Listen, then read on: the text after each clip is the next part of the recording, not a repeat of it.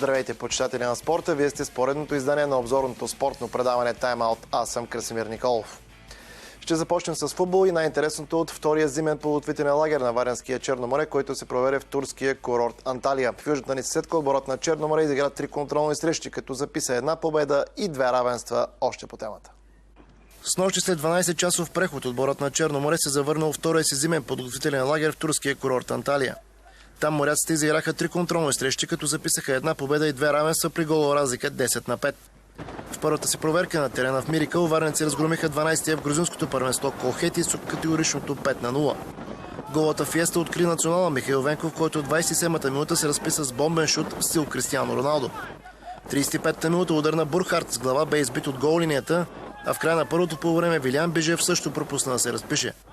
В 62-та минута бърза контра между Матиас, Расим и Петков завърши втори гол на последния.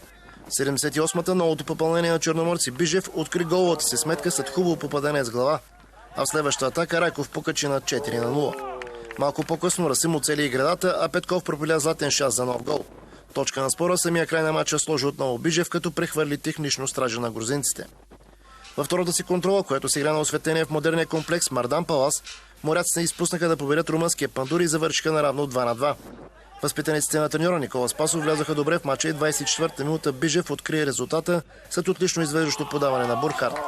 Грешка в отбраната обаче позволи на северните ни съседи да изравнят 33-та минута. 44-та Бижев отново бе изведен сам срещу вратаря и този път от Венков и не сгреши за 2-1. В следващата атака отново той прати топката за трети път в мрежата на румънците, но попадението му бе отменено заради спорна засада. След почивката бяха направени и много смени, а добри изяви на вратата имаше и друго ново попълнение на варненци, вратарят Александър Чанович. В продължението той бе матиран за 2-2 след перфектно изпълнен пряк свободен удар. В третата си последна проверка варненци спретнаха Гросмайстор с Коремис, лидера в Словения Дом Жале 3-3. 26-та минута Бижев продължи своята рубрика гол след гол, но в 39-та съперникът изравни. 53-та минута Бижев отбеляза 6-тия си гол за 2-1, но отново последва бързо изравняване. В 72-та минута словенците вече направиха обрат за 2-3, но в 77-та минута друг от новите играчи на Черноморе Петър Златюнов отдоспа оформи крайният резултат. Ето и какво заявиха специално за тайма от наставникът на моряците Никола Спасов и новата голова машина на варненци Вилиан Бижев. Длъжен съм да съм оптимист. Това, което показаха момчета в последната контрола, също беше положително и спокойно се прибирам в България. Мисля, че изиграхме още една добра контрола срещу един добър противник, който ни затрудни максимално. Но най-важното е, че отбора и в трите матча игра много постоянно и всички момчета се развиваха максимално. Вилиан Бижев ли човека в повече на Черноморе тази пролет, преди факта, че като че ли намери своето място и тук под ваше ръководство 3 матча, 6 гола? Ами то е факт. Аз го казах преди няколко дни, че наистина има уникален талант да вкарва гола това момче, дано да продължи по същия начин. Аз му вярвам, защото дава ми гаранции. Той по същия начин се държи в тренировъчен процес, в тренировките, вкарва гола, тренира добре, сериозно момче. Мисля, че наистина има бъдеще. По-напред ли е след тази подготовка Черноморе спрямо конкурентите Левски и Ботев за челната шестица според вас? Имате информация какво се случва и там? По-напред. Аз не мога да кажа сега дали искам по-напред. Аз просто съм доволен от това, което показват момчета. Искам да го задържиме това състояние и да станем малко по-добри, малко по-издръжливи. Все пак не играят пълни минути всички футболисти. Така че все пак има още един месец, почти малко по-малко от месец до началото на шампионата. Преди това имаме една среща за купата, където вече трябва да сме почти на макс готови. Също очаквам сериозен мач срещу Локомотив Горна Радковица. Нямаме право да ги подценяваме, а пък трябва да продължиме. Длъжни сме там просто да продължиме за купата. И това е спокойно, наистина спокойно се прибирам. Още едно ново попълнение днес дебютира и вкара гол Пепи Златинов. Как е той физически, докато първите 2 контроли пропусна поради травми? Ами Пепи Златинов, за съжаление, не тренира дълго време. Той тренира едва от една седмица. Пълноценно.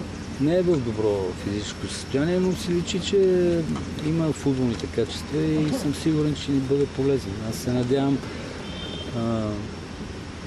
до края на месеца да влезне в оптимално добро състояние и да го използваме максимално в отбора, защото нямаме нужда от такъв футболист като него. Господин Спасов, защитата ли ще е звеното, което най-трудно ще избистрите като вариант? Много футболисти използват там. Не, мисля, че защитата почти нямам колебания, почти нямам. Защита просто давам възможности на други футболисти да играят.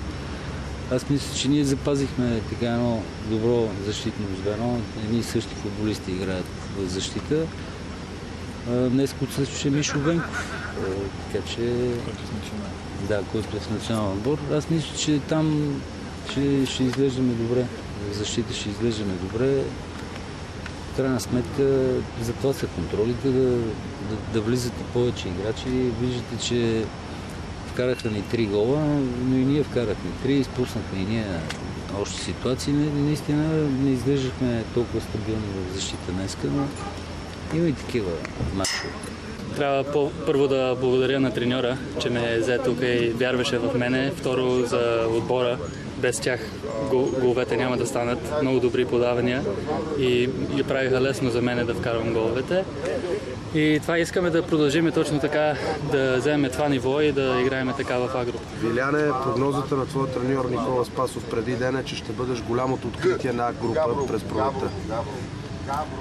Това трябва да се види. Това винаги лесно е да говорим, ама трябва да работя и наистина това искам да го достигна това нещо, ама само с много работа ще стигна до това.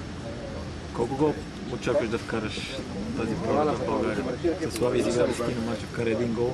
Тук е видимо, че ще ти се дава повече. Ще си като че ли намери идеалния колектив за тебе. 3 гола под 6 гола в 3 мача. Да, в Славия бяха 10 мача, ама ако ги гледаш с 100 минути, това е все едно един мач.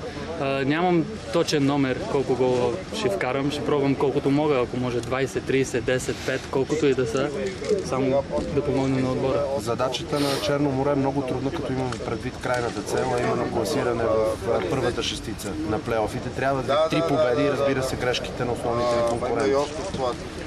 Може да се каже, че е много трудно, ама аз вярвам в този отбор и как играеме и мисля, че е възможно. Само да стоиме заедно, като колектив да играеме и сме в добра позиция според мен, не е лоша позиция. Харесва ли ти стила на Черно море? Треньора така призоваваше към повече дълги топки към теб. Това допада ли? Да, харесва ми много и това е за първи път играя в такава система. 3-5-1 да кажем. 3-6-1. Така, 4 играем в средата и много ми харесва тази схема и ми допада, защото влизам зад защитниците и малко ги фащам изненадан.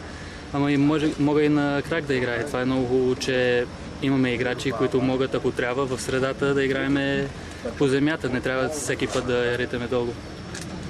Малко е, само още един въпрос. Всеки коломайстор малко егоист. Ти доколко можеш да бъдеш егоист?